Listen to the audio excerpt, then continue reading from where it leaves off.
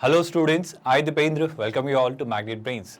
सिंगेज book के through आपकी IIT JEE mains और एडवांस के मैथमेटिक्स सब्जेक्ट की हम तैयारी कर रहे हैं और हम बहुत ही डिटेल्ड मैनर में हर एक चैप्टर को पढ़ रहे हैं, जहां पर हर कंसेप्ट को ना सिर्फ थ्योरेटिकली बल्कि इलस्ट्रेशन और एग्जाम्पल्स के थ्रू आपको कंसोलिडेट करवाया जा रहा है। और ऑफ कोर्स हर चैप्टर के कंप्लीशन पर हम उसकी एक्सरसाइजेस करते हैं ताकि वो चैप्टर का हर एक कंसेप्ट आपको मजबूती से समझ आ जाए, और उसके कंप्लीशन पर उसी चैप्टर पर बेस्ड जेईई एडवांस में आए हुए प्रीवियस ईयर्स क्वेश्चंस भी हम सॉल्व करते हैं, ताकि सिंगेज बुक के थ्रू कंप्लीटली होलिस्टिकली आपकी आईआईटी जेईई मेंस और एडवांस की मैथमेटिक्स सब्जेक्ट की तैयारी बहुत अच्छे तरीके से करवाई जा सके। और ये सब कुछ आपको करवाया जा रहा है एब्सोल्युटली फ्री ऑफ कॉस्ट। कोई पैसा नहीं लिया जा रहा है, कोई सब्सक्रिप्शन नहीं खरीदने को कहा जा रहा है, कुछ ऐसा नहीं है कि ट्रायल वर्जन है फिर पेड वर्जन खरीदना होगा, कुछ फीचर्स अनलॉक होंगे। पूरा कोर्स, हमारा पूरा पैकेज, पूरा मॉड्यूल आपको मिलेगा एब्सोल्युटली फ्री ऑफ कॉस्ट। मतलब ये सिंगेज बुक एक्चुअली 5 पार्ट्स में डिवाइडेड है। Coordinate geometry, calculus, algebra, vector synthetic and trigonometry, ये हर एक बुक के हर एक चैप्टर के हर एक कंसेप्ट को बहुत डिटेल में, बहुत अच्छे से हम पढ़ेंगे और कवर करेंगे। विद दैट स्टूडेंट, सीधे आते हैं अब काम की बात पर और चीज़ें समझना शुरू करते हैं कि आज हम क्या करने वाले हैं। बाय द वे, एक और बहुत ज़रूरी और ख़ास बात स्टूडेंट्स, अगर आप हमारे नोट्स या पीडीएफ्स के लिए या ई बुक्स के लिए एक्सेस चाहते हैं तो हमारी टीम से कॉन्टैक्ट करिए। गेट नोट्स, आपको एक लिंक दिखाई देगा इस वीडियो के डिस्क्रिप्शन में, वहाँ क्लिक करके करिए, हमारी टीम आपसे कोऑर्डिनेट करेगी। विद दैट, कोऑर्डिनेट ज्योमेट्री में आपका सेकंड चैप्टर स्ट्रेट लाइन का ये फाइनल लेक्चर है, जहां पर हम इस पर बेस्ड क्वेश्चंस करेंगे जेईई एडवांस में आए हुए प्रीवियस ईयर्स क्वेश्चंस को, जो इस चैप्टर से आए हुए। आई होप लास्ट लेक्चर में आपने कई सारे क्वेश्चंस को देखा और हमने उन्हें समझा कि कैसे किस किस तरीके के अलग अलग कैटेगरी के क्वेश्चंस आते हैं और उन्हें अप्रोच किया जाता है। उसी कड़ी को आज कंटिन्यू करेंगे और मैं आपको ये पर्सपेक्टिव देने की कोशिश करूंगा कि देखो, जेईई एडवांस भी, मेंस तो छोड़ो, जेईई एडवांस, मेंस एक लेवल है और उसके ऊपर सबसे टफ लेवल जैसे कहा जाता है, the toughest is going to be JEE advance. मैं आपको ये सिखाना, समझाना या डाइजेस्ट करवाना चाह रहा हूँ कि एग्जाम टफ नहीं है। टफ तब है जब आपने पढ़ा ना हो, जब आपने सीखा ना हो, जब आपने चीज़ें समझी ना हो, उन्हें अप्लाई करना ना सीखा हो, जब आपको न्यूमेरिकल्स आपने प्रैक्टिस ना की हो।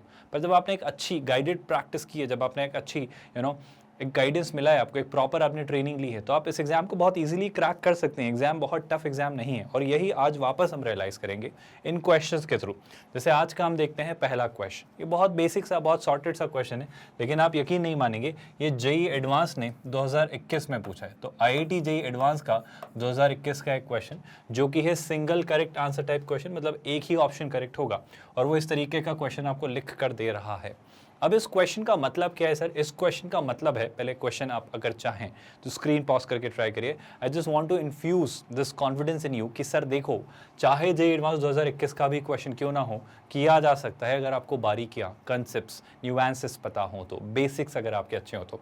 देखो, अगर क्वेश्चन नहीं समझ आ रहा है तो सुनना, वो आपको कुछ अलग अलग सेक्शन दे रहा है। यहाँ पर कह रहा है एक्स जो है वो 0 से 9/4 के बीच में है, वाई जो है वो 0 से 1 के बीच में है, x जो है वो 3y से बड़ा है या उसके इक्वल है, और x प्लस वाई जो है वो ग्रेटर देन इक्वल टू 2 है।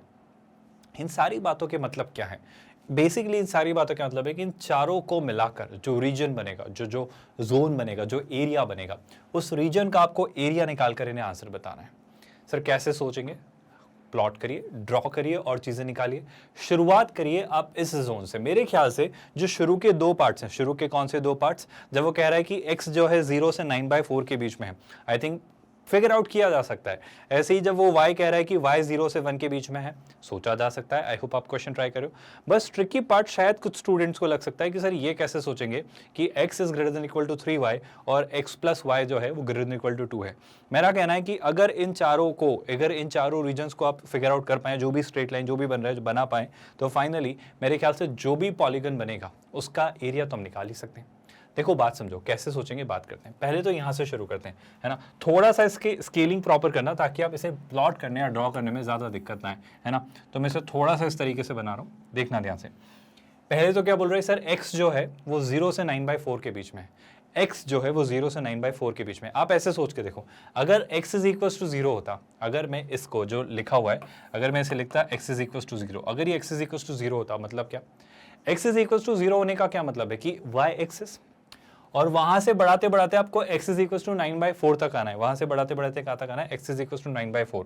9/4 मोटा मोटा कितना? 9 मतलब कितना? 9/4 यानी 4 का डबल होता है 8, तो मतलब 2 पॉइंट समथिंग कुछ, है ना। तो मान लेता हूं मैं यहाँ कहीं 9/4 होगा।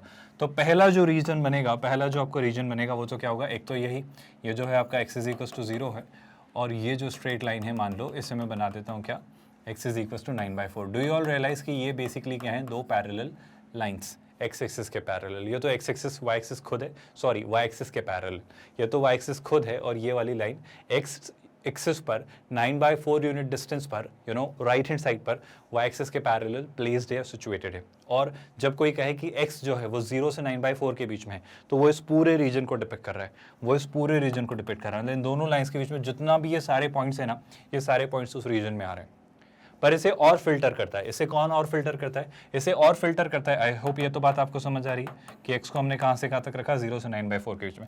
ऐसे इसने ये कहा कि सर y जो है ना, y जो है आपका, उससे भी आप 0 से कहाँ तक रखना, y को भी आप 0 से 1 के बीच में रिस्ट्रिक्ट कर देना, और less than equal to, greater than equal to sign लगा हुआ है जहाँ तक मैं देख पा रहा हूँ सब जगह, है ना। तो मेरा ये कहना है, उसने कहा y को 0 से, अब y इज इक्वल टू 0 क्या होगा sir, y is equal to 0 आपकी इक्वेशन होती है x एक्सिस की, y is equal to 0 equation होती है x एक्सिस की, और y इज इक्वल टू 0 से आपको कहाँ तक जाना है, y इज इक्वल टू 1 तक। आई होप आप देख पा रहे हो, y इज इक्वल टू 1 तक जाना है, मतलब मेरे ख्याल से यहाँ कहीं से जो लाइन जा रही होगी वो क्या होगी सर, वो होगी आपकी y इज इक्वल टू 1। किसी भी स्टूडेंट को इन सारी बातों से कोई परेशानी मेरे ख्याल से तो नहीं होनी चाहिए, है ना। और क्लियरली ये पॉइंट कौन सा है, ये पॉइंट है 9/4, ये आपका ओरिजिन है, जैसे आप 0,0 कह लो। इस पॉइंट को अगर आप अपनी सहूलियत के लिए डिनोट करना चाहो तो ये है 9/4। किसी भी स्टूडेंट को कोई दिक्कत, इस पॉइंट को अगर डिनोट करना चाहो तो ये पॉइंट है 1। आई होप आपको सारी बातें बहुत क्लियरली अभी समझ आ रही हैं। अब इसने क्या कहा, इसने कहा कि y एक्सिस में आप, मतलब x एक्सिस के जो पैरेलल लोगे वो ये और ये है। अब मैं इसका और इसका कॉमन इंटरसेक्शन निकालूं तो अभी मुझे ये रेक्टेंगल मिल रहा है। अगर ये क्वेश्चन यहीं खत्म हो चुका होता ना, तो बस मुझे इस रेक्टेंगल का एरिया निकालना होता, जो कि मेरे लिए बहुत आसान काम होता। इसकी लेंथ होती 9/4, इसकी विड्थ होती 1, 9/4 इंटू 1, मेरा एरिया आ जाता 9/4, वो आपका आंसर होता, मतलब कॉमन जोन आपका आंसर होता। लेकिन क्वेश्चन यहाँ खत्म नहीं हुआ, क्वेश्चन और बढ़ा। क्वेश्चन और कैसे बढ़ा, ध्यान से देखना। उसने बोला 1 मिनट सर, आप अभी एक और लाइन से डील करोगे जो कि है x greater than 3y, x greater than equal to 3y। Sir मुझे तो ये समझ नहीं आता है, तो मैं ऐसे लिख सकता हूँ क्या sir, y is less than equal to x/3, क्या मैं इसे ऐसा लिख सकता हूँ सर, जो y है आपका वो x/3 से छोटा होना चाहिए। बाय द वे, अब जो भी चीज़ मैं देखूंगा ना, मैं अपनी सहूलियत के लिए बस इस जोन में देखूंगा, क्योंकि ये x का है पर y का नहीं है, ये y को बिलोंग करता है लेकिन x को नहीं करता है कुछ हिस्सा। तो मैं x और y, जो ये कंडीशन थी पहली और दूसरी कंडीशन, उससे मुझे ये रेक्टेंगल वाला हिस्सा मिला है, मुझे इसी के अंदर देखना है। क्या ये बात आप समझ पाए? इसके अंदर भी थोड़ी और फिल्टरिंग कर देगा अब ये कि सर y जो है वो x/3 से छोटा है। एक बात बताओ, कैन आई से कि अगर ये लेस देन इक्वल टू नहीं होता तो मुझे बेसिकली एक स्ट्रेट लाइन से डील करना होता जिसकी इक्वेशन होती y is equal to x/3। तो y is equal to mx plus c नहीं है सर, c 0 है। कैन आई से एक ओरिजिन से पास होने वाली स्ट्रेट लाइन की इक्वेशन है। Do you all understand that? I repeat my statement. Sir ये एक ओरिजिन से पास होने वाली स्ट्रेट लाइन की इक्वेशन है जिसकी स्लोप क्या है, 1/3। कोई डाउट स्टूडेंट्स, कोई परेशानी? बहुत सिंपल सी सॉर्टेड सी भाषा में आपसे मैं सारी चीज़ें डिस्कस करना चाह रहा हूँ।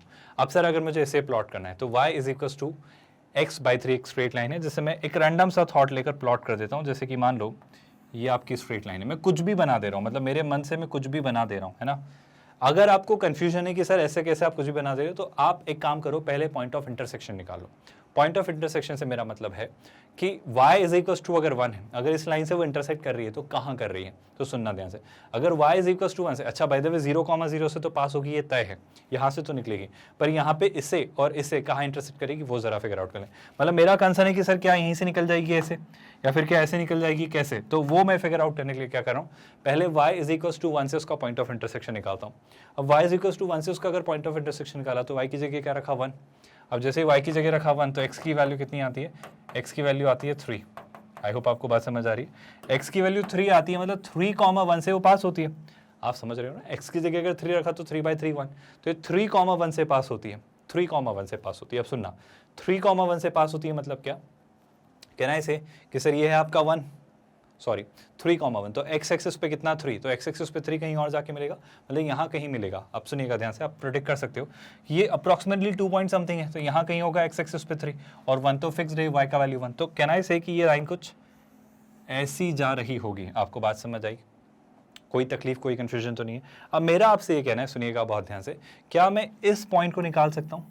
निकाल लेंगे, जरूरत लगेगी तो निकाल लेंगे। मेरा कहना है कि ये कौन सा पॉइंट है सर, एक्स एक्सिस पे 9/4 है, अगर एक्स एक्सिस में 9/4 है तो एक्स की वैल्यू अगर मैं 9/4 रख दूं, अगर मैं एक्स की वैल्यू क्या रख दूं 9/4 है ना, डिवाइडेड बाय 3, आप समझ पा रहे हो। तो 3 से 9 कितना, मतलब अगर आप कहो तो 3/1 कह लो इसे, 3 का 9 कितना होता है 3 टाइम्स, तो ये हो जाएगा 3/4। तो कितना हो जाएगा स्टूडेंट्स, ये हो जाएगा 3/4। तो टेक्निकली ये जो पॉइंट है, ये जो पॉइंट है कितना है 3/4 है ना। अगर आप चाहो निकालना तो इसे कह सकते हो कि जो पॉइंट है ये है 9/4 कॉमा ऑफ कोर्स 3/4। किसी भी स्टूडेंट को कोई डाउट, कोई परेशानी? आई थिंक अभी तक तो नहीं है। और ऑफ कोर्स ये लाइन यहाँ पे किससे पास हो रही है, ये लाइन आपकी 0,0 से निकल रही है। आई थिंक चीज़ें अभी तक आसान है। अब सर इसके ऊपर का हिस्सा है, इसके नीचे का हिस्सा, आप कौन सा हिस्सा लोगे?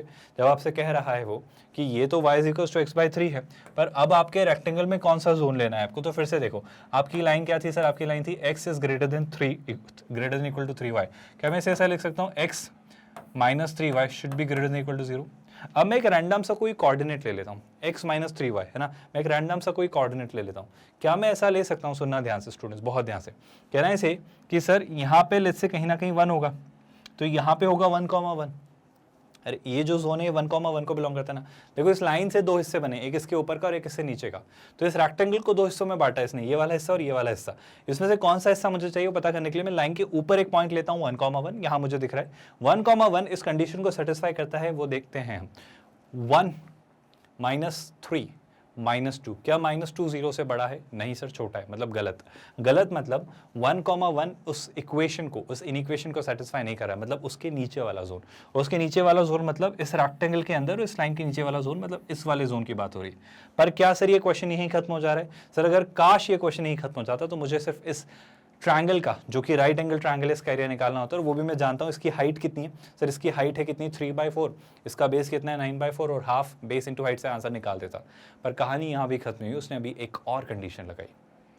मेरा आपसे बार बार ये कहना है कि आपके कंसेप्ट ही तो अप्लाई हो रहे हैं, पर बस थोड़ा सा क्वेश्चन अच्छा है, घुमा फिरा के चीज़ें दी हैं, और वो ये तो करेगा जब जेईई एडवांस में उसको एक क्वालिटी स्टूडेंट की रिक्वायरमेंट है। तो वो क्या पूछना चाह रहा है आपसे, अब सर यहाँ पे एक और कंडीशन अब अप्लाई कर दो, x + y > 2। सर ये तो हम जानते हैं, याद करो ये कितना आसान है, ये इतना आसान है सर। देखो x + y = 2 की तरह भी ट्रीट कर लूँ क्या?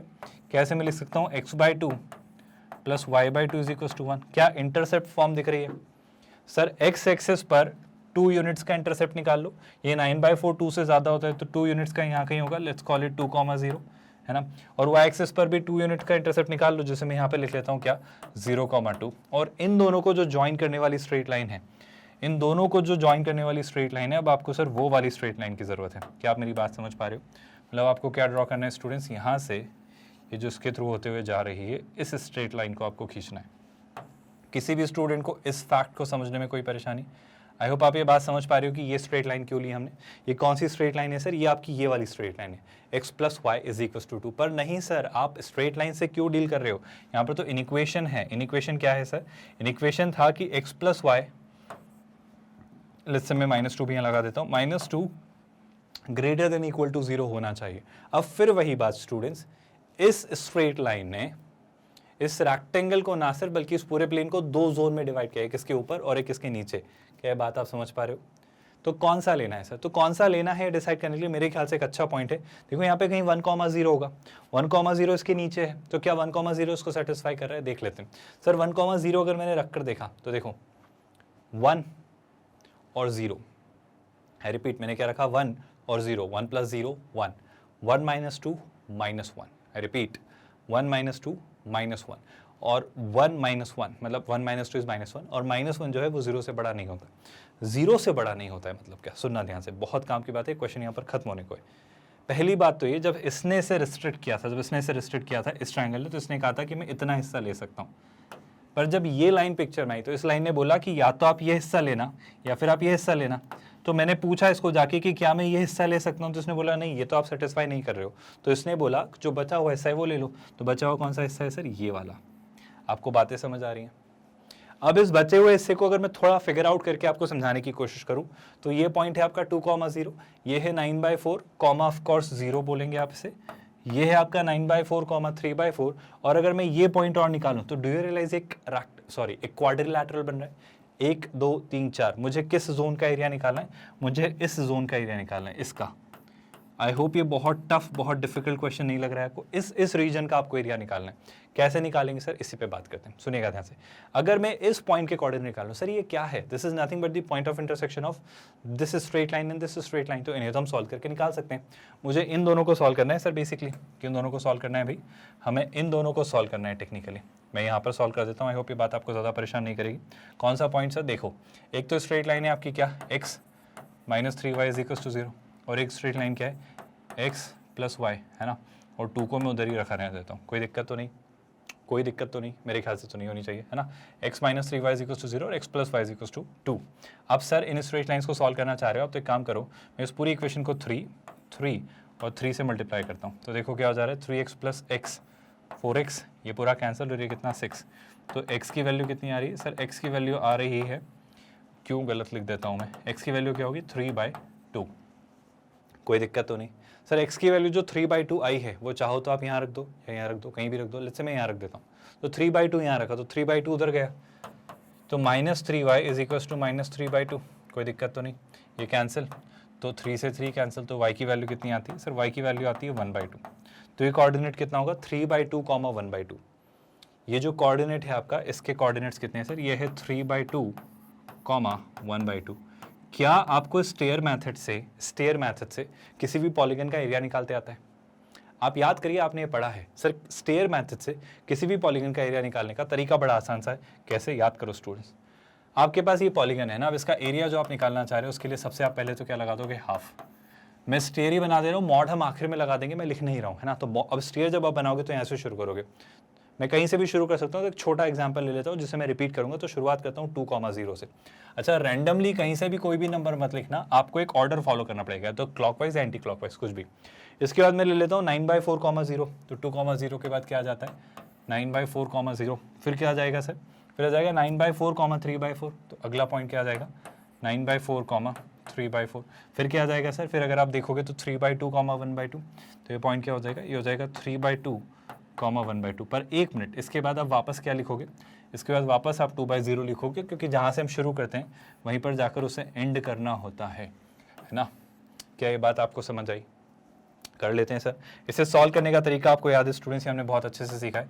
1/2 तो आपको लगाना ही है। अब क्या करेंगे, याद करो, 2 × 0 0, माइनस दिस इंटू 0 0, फिर 9/4 × 3/4, तो 9 × 3 कितना 27, तो हो जाएगा कितना 27/4 × 4 कितना होता है सर, देखो 4 × 4 हो जाता है 16, minus this into this, cancelled. I hope आपको बात समझ आ रही है।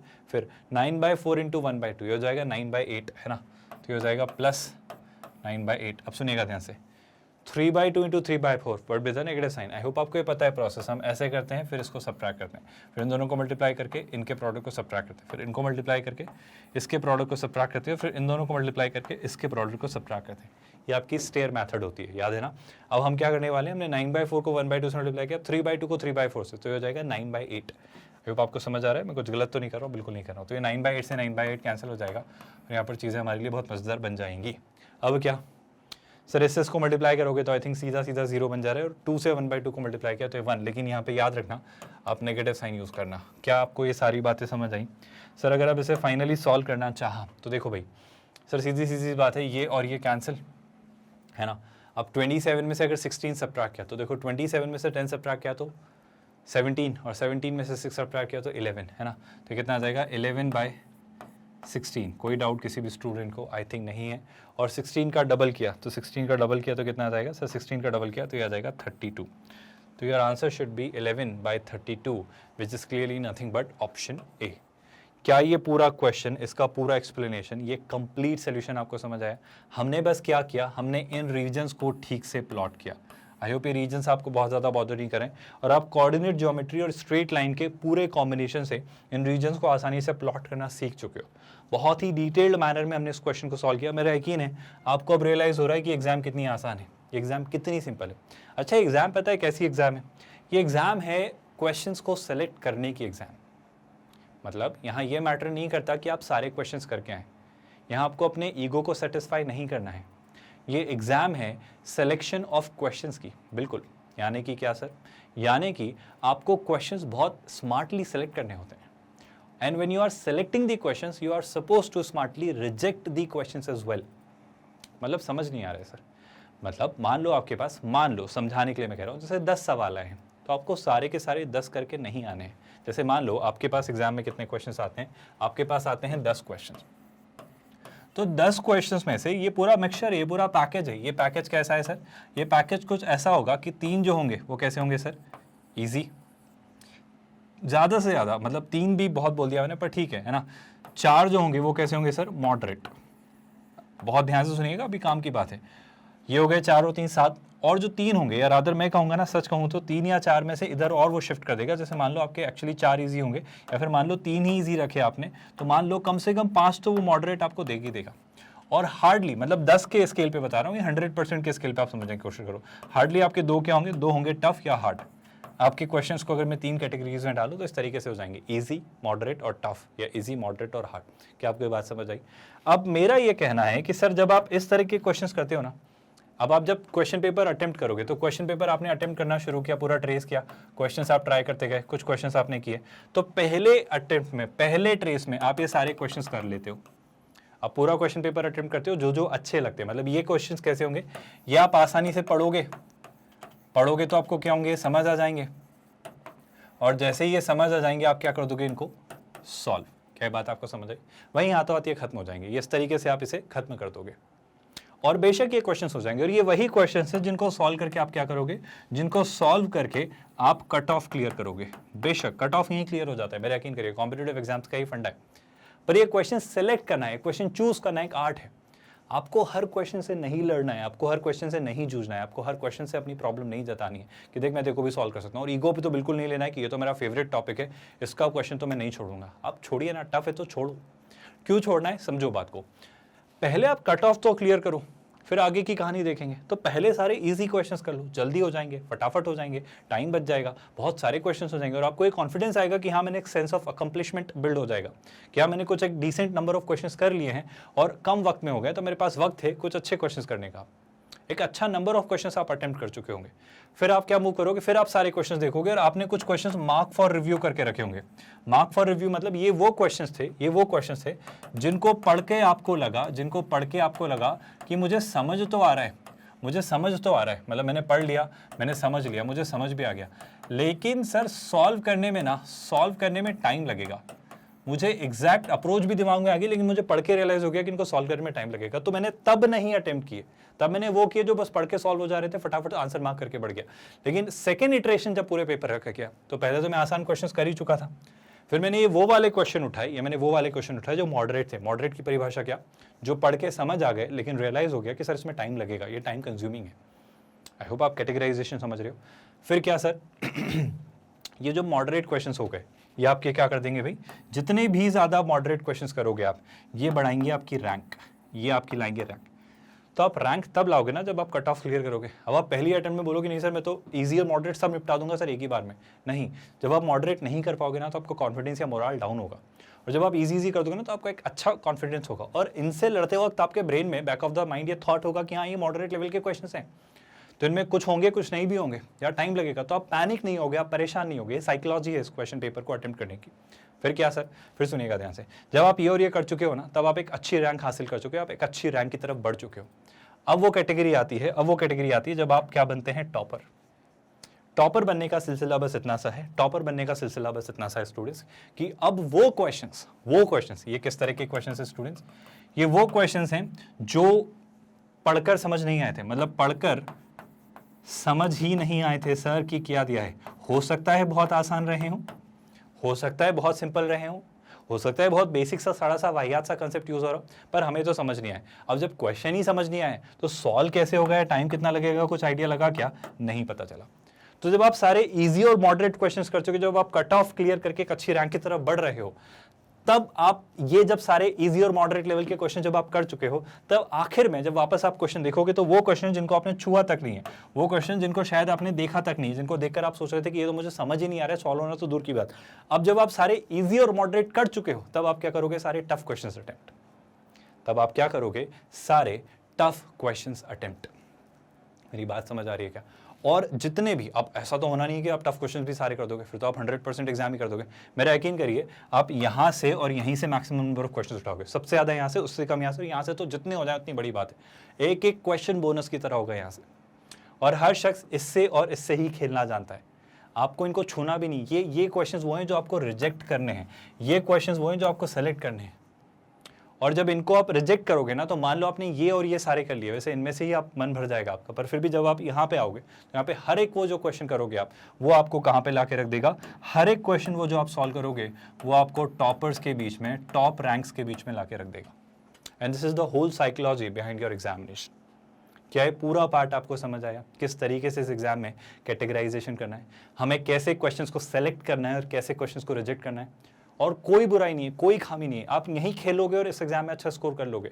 यहाँ तो बहुत दूर की बात है साहब। And this is called the subtle art of selecting and rejecting the questions.